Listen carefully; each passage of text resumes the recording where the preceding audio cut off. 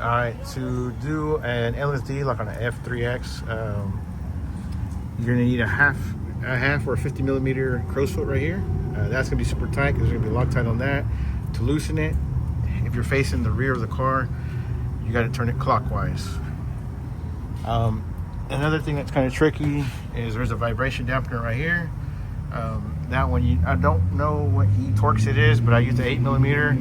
You do have to drop the subframe some to have easier access to it, because if not, then this sticks up way in there and this gets in the way. You really don't have no access to that. And of course, these are the front ones. You lower these as well. Some I don't see it right here. So this is already loose. We've already got the subframe kind of loose. And the next we're gonna work on, I believe this is like a 21 up here.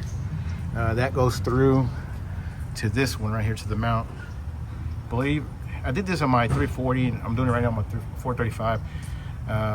But if that's the wrong size, on the next clip I'll tell you the correct size, because it's just going off the top of my head. It's been about a year and a half since I did the other one. Then of course you got the two mounts right here in the front, and you don't need a special tool for this. You could use pry bars and pop that out on each side. And then since you the subframe's a little bit lowered, you should be, the way I did it was I was able to take one axle out and then maneuver it to a way so I can get the other one out, and then I was able to drop the diff. But I'll show that in a little bit, show you how I did it. Oh, and I forgot to add that you're gonna need to take the covers off, those aluminum shields that go right here where the draft shaft is. You can just loosen this one, the one that's further forward, and then you can get the one in the rear back, the ones further back off. And don't mind this. I did have a turn down on here. I guess it fell. I don't know when. I'm just finding this out now, and I'm seeing this that's burnt. So I'm going to get another one, clamp it down, and replace this as well. I don't like that. So, what holds these heat shields in and this cover to be able to get this other shield off, I think it's all 10s. So here's some of them right here that you need to take off. Don't need to take those further, the one that's further up ahead. Oh, and since I don't have an exhaust, I didn't have to take an exhaust off, but if you do have a full cap back, that will need to come down. Okay, on the axle, pry right here in between this boot and I guess the actual casing of the axle, you can get it out. These are 15 on the front mounts. It's let's see, the two bolts that go back towards the rear of the vehicle. And then on the rear mount, you got like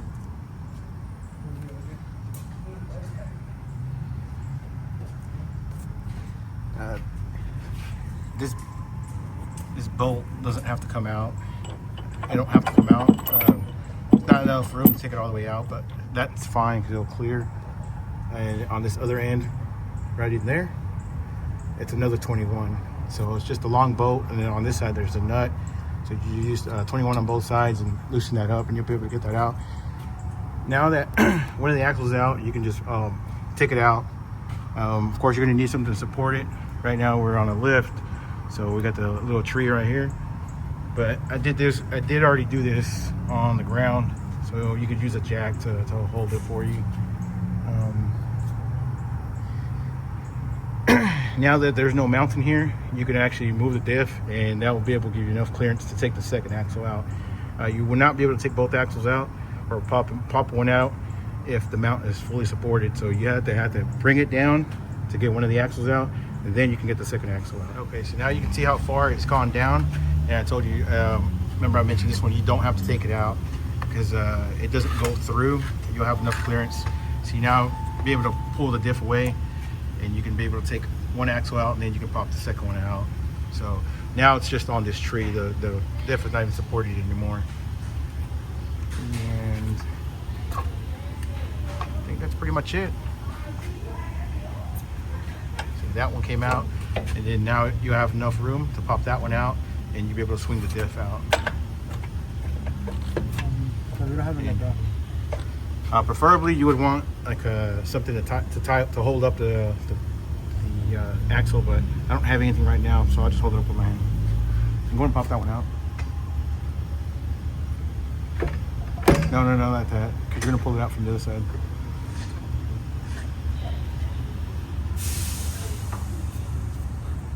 Yeah, the way he was doing it, he was going to pop the joint out from over there by the wheel. So you would want to pop it out on this side over here.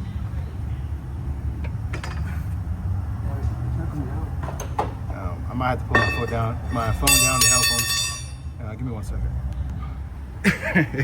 Okay, so the axles, you could actually just rest them right here on the lower control line. And you know, they'll be right there. It is a little tricky since you don't have anything holding the diff. But what I did was get one of these and then just kind of hammer it in place, wedge it in there, and then I was just able to pop it out and it came out. So there you go. You don't got to drop the whole subframe or none of that, and I mean, this job can be done. The first one I did it on my 340, I did it within an hour. You know, that's picking the car up and then putting it back down on the ground with fluid and everything. So on a lift, 30-45 minutes. Shouldn't take that long. That's probably what it took us.